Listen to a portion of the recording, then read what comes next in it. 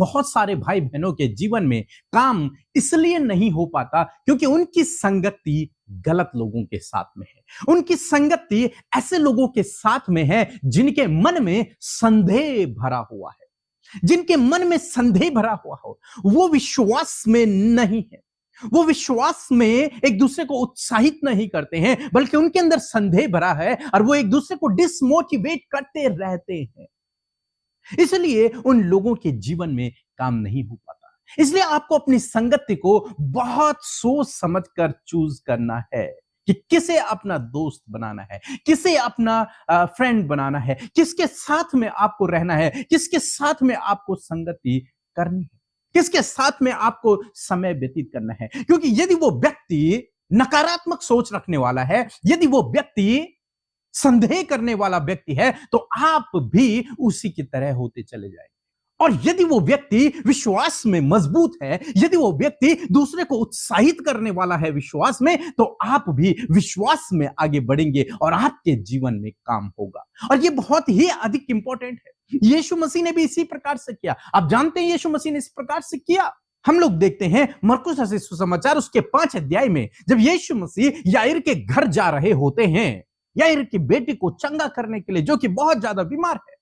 तो यीशु मसीह जब उनके घर के पास पहुंचते हैं, तो यीशु मसीह अपने सारे चेलों को वहीं रोक देते हैं। यीशु मसीह के साथ में जितने लोग हैं उन्हें वहीं रोक देते हैं और केवल 3 लोगों को यीशु मसीह अपने साथ में लेकर के जाते हैं। एक वचन हम लोग पढ़ेंगे, 5 अध्याय और 37 पद में लिखा है, और उसने पतरस और याकूब के भाई यूहन्ना को छोड़ अन्य किसी को अपने साथ आने न दिया। यीशु मसीह ने बाकी लोगों को अपने साथ नहीं आने दिया, बाकी चेलों को भी वहीं रोक दिया। केवल इन 3 चेलों को प्रभु यीशु मसीह अपने साथ में याईर के घर के अंदर लेकर गए। आखिर क्यों?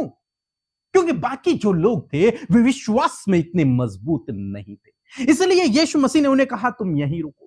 यीशु मसीह को केवल उन लोगों की जरूरत थी जो विश्वास में मजबूत है, जो यीशु मसीह के कार्य पर संदेह न करें, जो यीशु मसीह को जज करने के लिए न आए, बल्कि उसके साथ में विश्वास से वहां पर प्रार्थना को करें।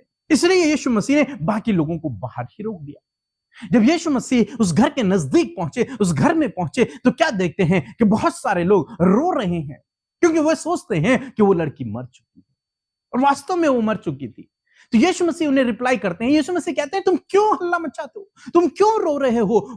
वो मरी नहीं है बल्कि सो रही है। इस बात को सुनकर सारे घर वाले, सभी लोग जो वहां पर थे, वो यीशु मसीह की हंसी करने लगे, उसका मजाक बनाने लगे। अरे इसे तो कुछ पता ही नहीं, ये तो अभी अभी आ रहा है, हम तो उस लड़के को कल से देख रहे हैं, वो हमारे सामने मरी है और ये कह रहा है वो सो रही है, इसे कुछ पता ही नहीं, उसका मजाक बनाने लगे।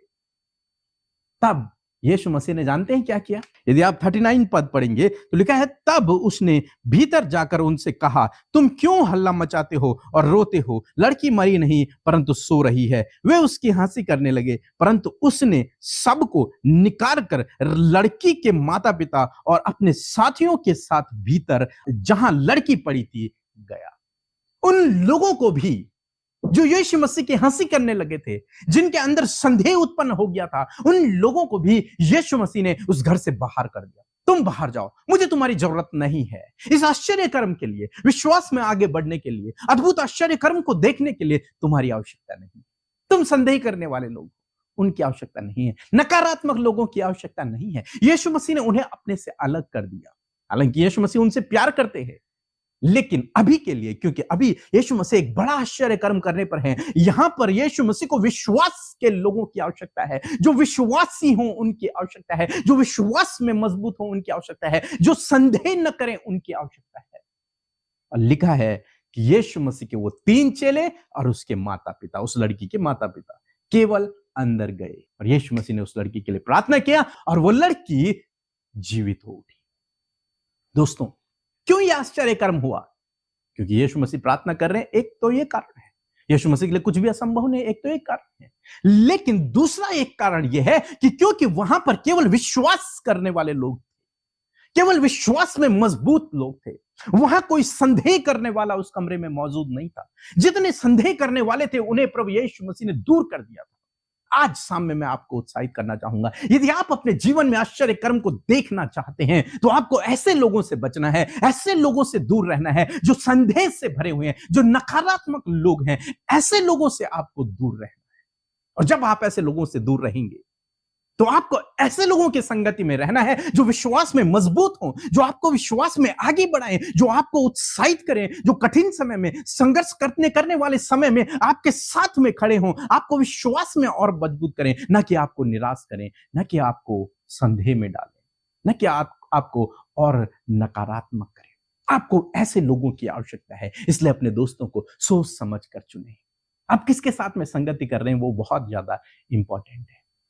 बहुत सारे लोगों के जीवन में काम रुक जाते हैं क्योंकि उनकी संगति ऐसे लोगों के साथ में है जो 24 घंटे कुड़कुड़ाते हैं, जो 24 घंटे संदेह करते हैं, जो 24 घंटे नकारात्मक बातें करते हैं। इसलिए वो विश्वासी भी बुझ जाता है, उसके अंदर का विश्वास भी कम होने लगता है और फिर उसके जीवन में काम नहीं हो पाता है। इसलिए अपने दोस्तों को सही से चुने, अपनी संगति करने वाले व्यक्ति को सही से चुने। आप किसके साथ में संगति कर रहे हैं वो बहुत ही ज्यादा इंपॉर्टेंट रोल रखता है आपके जीवन में आश्चर्य कर्म के लिए। यदि आप चाहते हैं आपके जीवन में काम हो तो आपको चाहिए विश्वासी लोग। मीन्स विश्वासी लोगों का मेरा क्या मतलब है, जो आपको उत्साहित करें, जिनके पास परमेश्वर का ज्ञान हो, जो परमेश्वर की बातें करें, जो आपको निराशा में भी खड़े होने की सामर्थ्य को दें। ऐसे लोगों के साथ में आप रहें, न कि ऐसे लोगों के साथ में जो दोष लगाएं, जो नकारात्मक हो, जो संदेह से भरे हों। ऐसे लोगों को छोड़ दें, ऐसे लोगों के साथ में संगति को न करें। हालांकि आप उनसे प्रेम करें, उनके साथ में दोस्ती रखें, लेकिन उनके साथ में आप ज्यादा से ज्यादा समय व्यतीत न करें। ज्यादा से ज्यादा समय व्यतीत आप उस व्यक्ति के साथ में करें जो आपको आगे बढ़ने के लिए उत्साहित करता हो। सो प्रभु आपको इस वचन के द्वारा बहुतायत से आशीष